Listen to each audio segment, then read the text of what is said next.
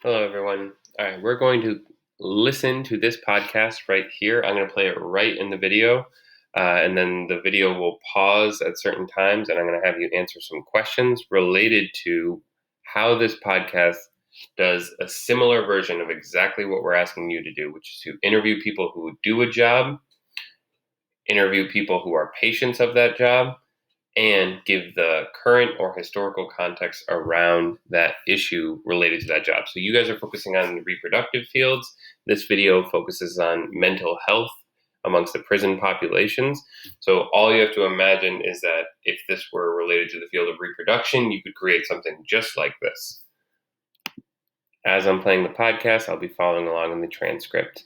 And then, as I mentioned, the video will pause at certain times and you'll have to answer questions related to how this podcast does a similar thing that we're expecting you to do.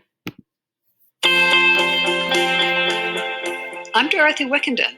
On today's Politics and More podcast, WNYC's Marianne McCune reports on the former inmates of Cuyahoga County Jail in Cleveland. In March, the jail reduced its population by almost half. The rapid decarceration, though, left many of the formerly incarcerated people without the mental health care on which they relied.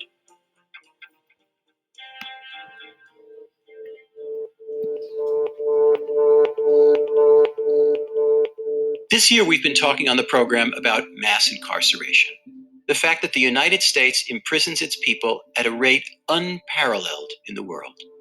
And when the coronavirus pandemic hit, we looked at a push by activists and prison officials to release some inmates as quickly as possible. In March, to take one example, the county jail in Cleveland reduced its population by almost half. 900 inmates came out with unprecedented speed, and one of them was a 36-year-old named Jermaine. They was trying to stop it from spreading, so they were letting people out. That's how I got out. Like so many incarcerated people, Jermaine suffers from mental illness, and he's addicted to drugs. That's true of anywhere from 20% to more than half of incarcerated people, depending on where you are and how you calculate it. In some counties, prisons are the largest providers of mental health care. And when Jermaine was released, the first thing he did was to vanish. Nowhere to go, so it was just messed up, for real. It just was messed up. As part of our collaboration with WNYC's United States of Anxiety, reporter Marianne McCune spent weeks following a psychiatrist and a social worker who were trying to find Jermaine and others like him during a time of chaos. Here's Marianne McCune. A lot of us have someone in the family or someone close who is addicted to drugs or has some kind of mental illness, manic episodes or paranoia. They can't keep out of trouble, and we can't figure out how to take care of them.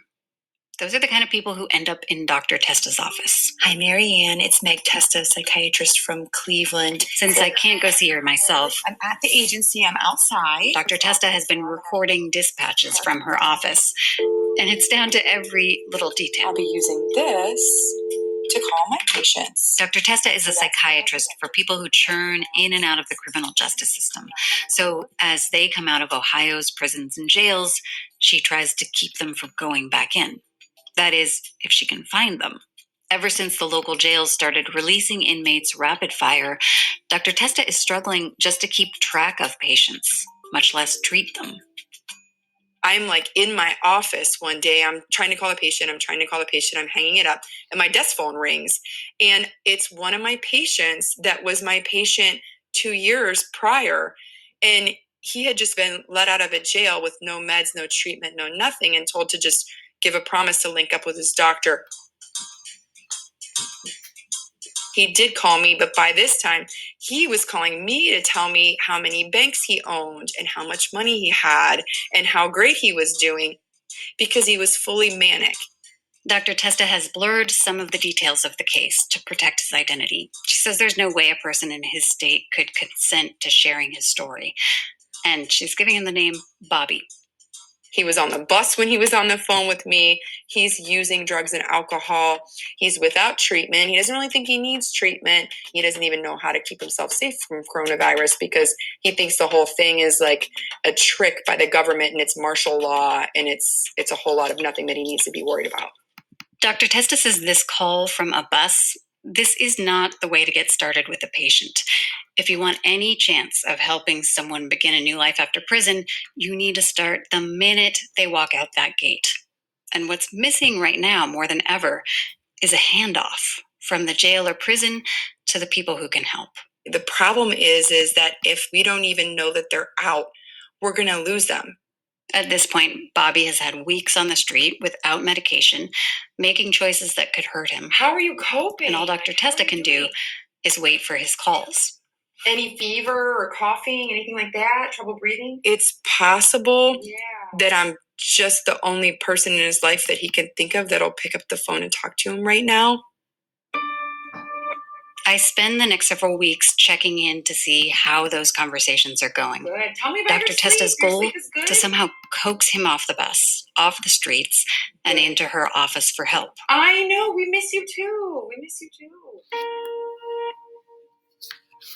When she was young, Dr. Testa had a close family member with mental illness who, like so many, ended up behind bars. She remembers sending letters to the prison.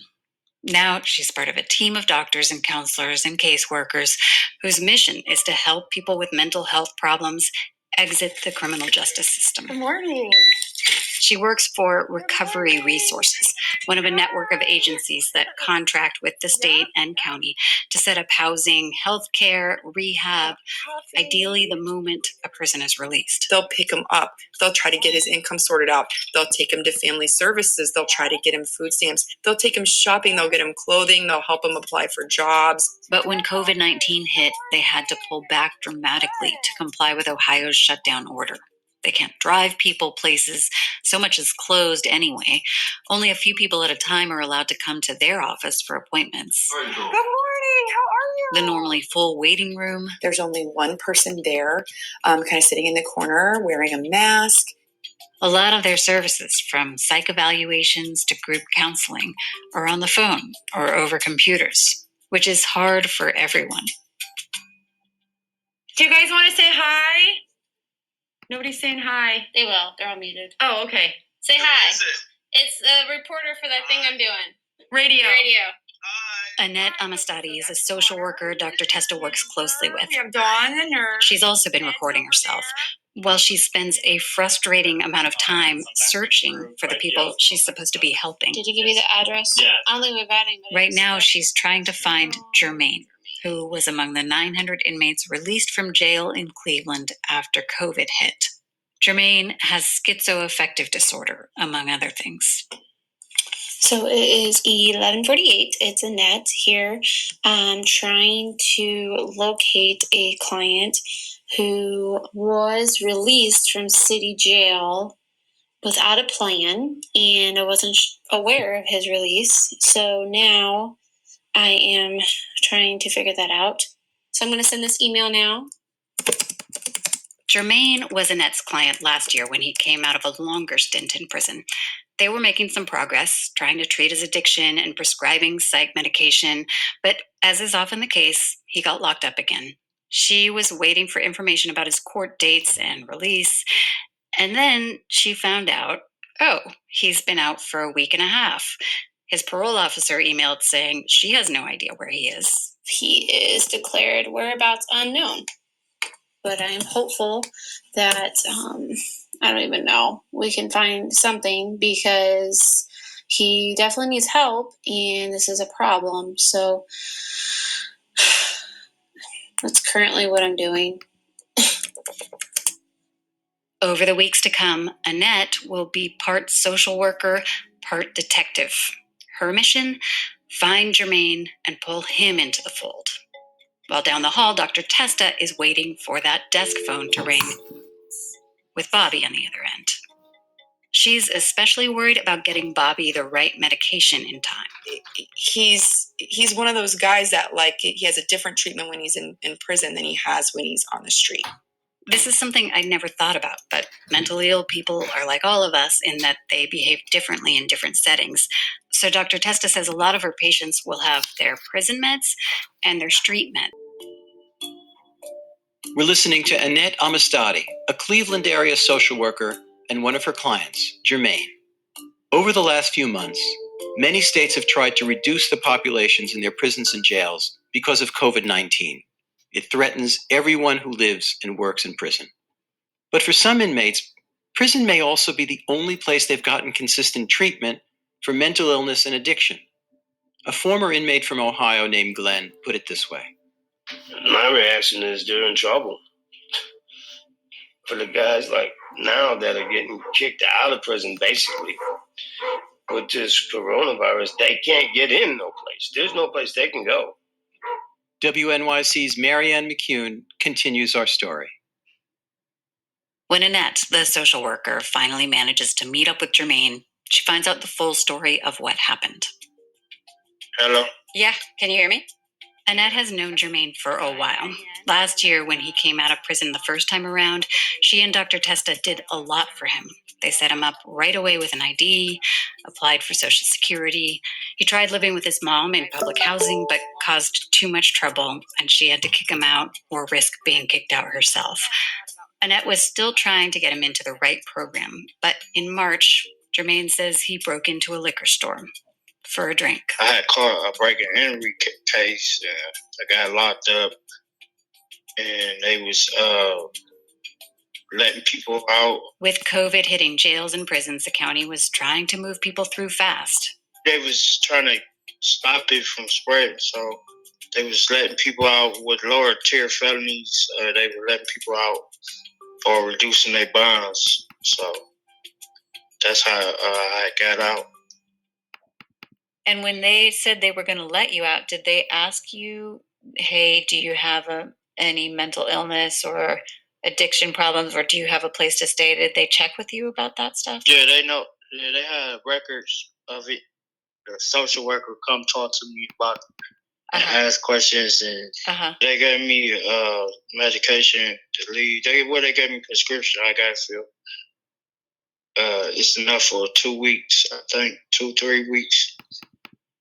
And they knew you didn't have a place to stay either. Yeah, I'm supposed to go to the treatment center, but then they just let me out. They just scrapped all that, and it was just me. I had to do on my own. So I went to 2100 on Lakeside. 2100 is a shelter?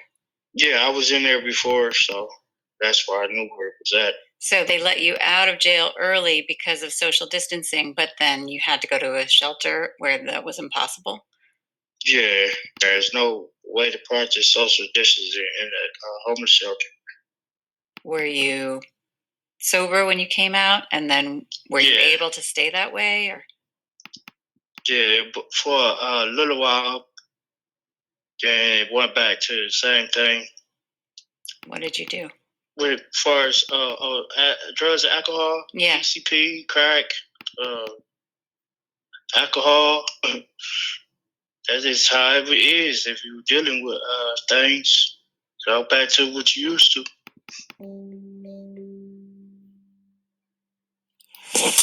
All right, it's Annette, right around 1 o'clock. At first visit with Jermaine, Annette checks in from her car after they see each other. Of course, he has no clothing because when you go to jail, you lose all your clothing. And before that, he was at his mom's.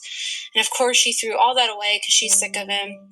And so had to look into places that he can go get clothing on his own because I can't take him to get clothing.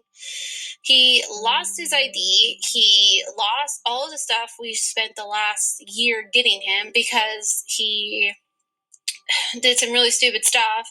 But now I have to go figure out how I'm going to get him in to see the doctor, get his meds figured out, get all that other stuff figured out, because now that I located him, I kind of have to start all over. I like to watch it. Meals are delivered to Jermaine's door every day. Lunch comes while Annette's there. It's a mishmash. There's a tub of peanut butter, piece of peach cobbler. In the fridge, Jermaine has a big hunk of orange cheese they brought one day. What is that? A whole thing of cheese. They gave us this yesterday with like, nothing. what are you supposed to do with that? That's like, what, a pound of cheese? I don't know, 2 pounds of cheese? That's what I said. Well, you know what? I know it's weird, but it's food. You know? Now that Annette has found Jermaine, she's lining things up for him, starting with his Social Security application so he can have some income. But Jermaine is stressed out. He just doesn't know what's coming. The world outside is still mostly shut down. He doesn't have a phone, says someone took it. And honestly, he says life felt easier when he was locked up. Yeah, you ain't got that many worries in there. You don't have to worry about the clothes and nothing like that. So does it feel harder now than when you were inside? Yeah. What's better about it? You ain't got to know the pressures. You know what's coming to you and stuff like that. For us, you ain't got to worry about nothing. Mm-hmm.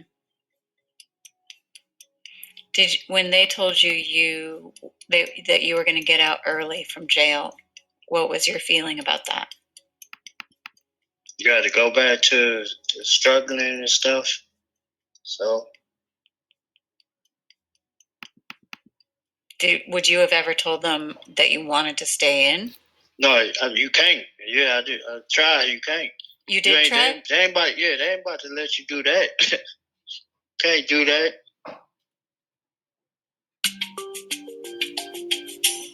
When Dr. Testa first became a forensic psychiatrist, she says she used to congratulate new patients. Like, they would have their first visit with me being released from jail or prison. And I would be like, how awesome that you're out. Like, I would just come right out of the gate with that.